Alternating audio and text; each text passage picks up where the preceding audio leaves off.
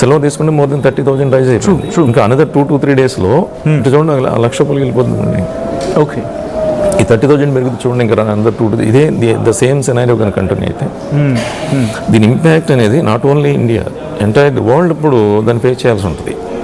Okay, అంటే ఇది future repercussions గురించి మాట్లాడుకుంటున్నాం కాబట్టి ఇంటర్నేషనల్ కమ్యూనిటీ ఇప్పుడున్న సినారియోలో అంటే ఇరాన్కి ఆప్షన్స్ ఏమైనా ఉన్నాయా? ఎందుకంటే చైనా సపోర్ట్ వెళ్ళట్లేదు, రష్యా సపోర్ట్ రావట్లేదు, కొన్ని అటు ఇటుగా అనుకున్న హౌతీలు తప్ప ఇంకెవ్వరు వాళ్ళకి మద్దతు కనిపించట్లేదు. ఏమని తప్ప హెజ్బుల్లా, లెబనాన్లో ఉన్న హెజ్బుల్లా రియాక్ట్ కావట్లేదు. ఎందుకంటే వీళ్ళు అందిస్తే దాడి చేయగలిగే సత్తా ఉన్నవాళ్ళు మాత్రమే వాళ్ళు, హెజ్బుల్లా కావచ్చు, హమాస్ కావచ్చు. ఇరాన్కి సాధ్యమేనా, నెట్టుకు రావడం సాధ్యమేనా, లేకపోతే ఇటు ట్రంప్కి ఉన్నట్టుగా ఏ రోజుకైనా వాళ్ళకి మోకరు వెళ్ళాల్సిందని ఇరాన్ ఏ రోజుకైనా తప్పనిసరిగా అమెరికాకి మోకరు వెళ్ళాల్సిన పరిస్థితి ఉంటుంది. బట్ అయితే ఇప్పుడున్న సిచ్యువేషన్ తీసుకుంటే ఇరాన్ ఈ రోజు ఓవర్ నైట్ అమెరికాకి సరెండర్ అవ్వదు, అయ్యే అవకాశం కనిపించట్లేదు.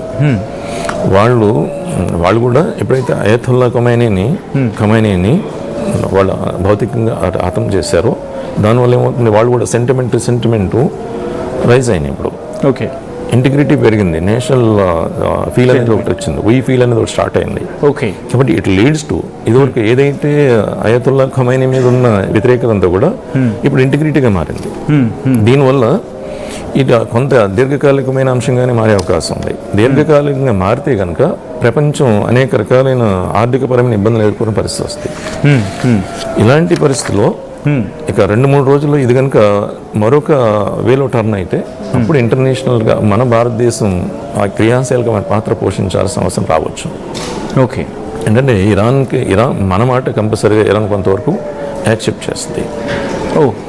ప్లస్ అదేవిధంగా రష్యా కూడా ఎంటర్ అయ్యే అవకాశం. బట్ ఒక్క చిన్న క్లారిటీ తీసుకునే ప్రయత్నం చేస్తాను. ఎందుకంటే ఇరాన్ ఎవరి మాట వినే ప్రసక్తిలో లేదు అనేది వినిపిస్తున్న పరిస్థితి. ఎందుకంటే అయతుల్లా అలీ ఖమైనీ అనే వ్యక్తితోనే ఇంతవరకు ప్రపంచం అంతా కాస్త ఒక మాటలో చెప్పాలంటే కమ్యూనికేషన్లో ఉండేది.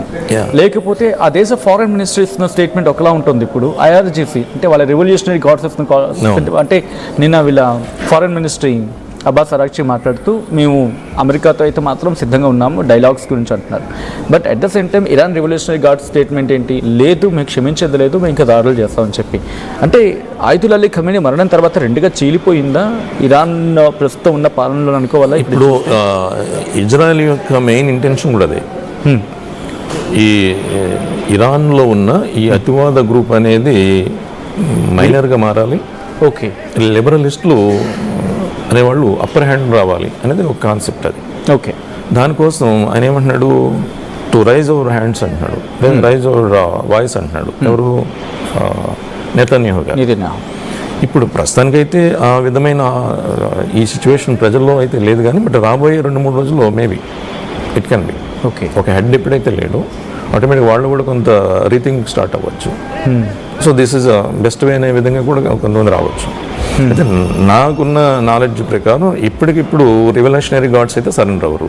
ఓకే, డెఫినెట్గా ఈ వార్ క్యారీ ఫార్వర్డ్ అవుద్ది. Another maybe at least minimum another 2 to 3 days 4-5 days అవ్వచ్చు.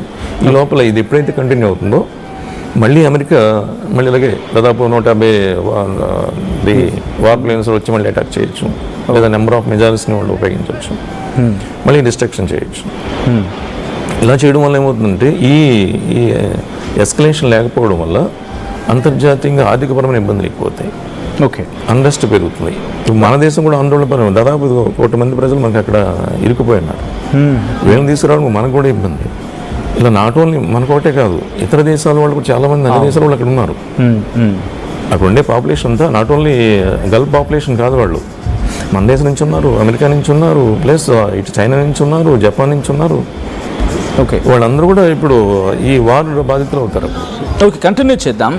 బట్ ఇదే అంశానికి సంబంధించి బెంజమిన్ నెతన్యాహు కూడా మాట్లాడారు. ఒకసారి ఆయన రియాక్షన్ కూడా వినే ప్రయత్నం చేద్దాం. ఆ రియాక్షన్ని రెడీగా ఉంచండి, బికాస్ డిస్కషన్ కంటిన్యూ చేస్తూనే ఆయన ఏమన్నారు, ఎందుకంటే కీలకమైన కామెంట్ చేసిన సందర్భం. ఉదయభాస్కర్ గారు, మీరు ఇందాక మాట్లాడుతూ స్టేట్స్ గురించి మాట్లాడుకున్న సందర్భం వివిధ దేశాలకు కూడా ఉన్నాయి అని మీరు చెప్పుకొచ్చారు. బస్ ఈజ్ పాసిబుల్ ఇప్పటికిప్పుడు అమెరికా అయితే మాత్రం కామైందని చెప్పుకోవడం నేను మొహమాటంగా చెప్పుకోవచ్చు, ఎందుకంటే వాళ్ళకి కావాల్సింది ఖమేనీ టార్గెట్ చేయడం, ఖమేనీ పని అయిపోయింది. ఇజ్రాయెల్ మాత్రం చాలా ప్రోగా వెళ్తోంది. సో ఇది పాసిబుల్ అటు అమెరికా మళ్ళీ ఇజ్రాయెల్ని హోల్డ్ చేసే అవకాశం ఉందా? ఇజ్రాయెల్ ఆపే ప్రయత్నం కనిపిస్తుందా? లేకపోతే గతంలో మనం చూసాం బెంజమిన్ నెతన్యాహు అమెరికా మాట కూడా వినకుండా యుద్ధానికి చాలా తీవ్రమైన పరిణామాలకు వెళ్ళిపోయాడు. అటువంటి సినారియోకి వెళ్ళే అవకాశం ఉంది. ఈసారి అయితే ఇజ్రాయెల్ ఆగే అవకాశం లేదు. ఎప్పటి వరకు అంటే అక్కడ మీన్స్ గవర్నమెంట్ వచ్చే వరకు కూడా, ప్రజల ఆమోదయోగ్యమైన పరిపాలన వచ్చే వరకు కూడా ఇక్కడ ఇరాన్లో అప్పటి వరకు నెతన్యాహు కంపల్సరీగా అటాక్ చేయలేని మూడ్లోనే ఉన్నారు ఆయన. ఓకే, సో దాన్ని ఇటు అమెరికా అయితే ఆప్ చేయదు ప్రస్తుతానికి, గో హెడ్ అని చెప్తున్నాయి. అమెరికా అవసరం రాకపోవచ్చు, ఇంకా వాళ్ళు సైలెంట్ అయిపోయి వాళ్ళు అనుకున్న టార్గెట్ అయిపోయింది. ఎస్ దల్ be very much silent mode. But Israel అలా కాదు. ఇజ్రాయెల్ కావాల్సింది ఏంటి, ఇరాన్ దగ్గర ఏ విధమైన న్యూక్లియర్ ఫెసిలిటీ కానీ న్యూక్లియర్ వెపన్స్ కానీ ఉండకూడదు. అసలు నేను కావాల్సినది న్యూక్లియర్ వెపన్స్ ఉండకూడదు, ఎన్రిచ్డ్ యురేనియం కూడా వాళ్ళు ప్రాసెస్ చేయకూడదు. ఈ రెండు కండిషన్స్ అనేవి ఫుల్ఫిల్ అయ్యే వరకు ఈ నెతన్యాహు గారు నిద్రపోడు. ఓకే, సో వాళ్ళు అంత త్వరగా సరెండర్ అవ్వరు, ఇరాన్ వాళ్ళు కూడా. సో ఈ రెండు కూడా ఓవర్ నైట్ అయితే జరగవు తప్పనిసరిగా. It may be takes place, అది 1 month అవ్వచ్చు, 2 months అవ్వచ్చు. రైట్, కంటిన్యూ చేద్దాం. యాజ్ ఉదయ్ భాస్కర్ గారు సెడ్, ఇది ఇంకా కూడా కంటిన్యూ అవకాశం కనిపిస్తోంది. బట్ నిజంగా కంటిన్యూ కాబోతుందా?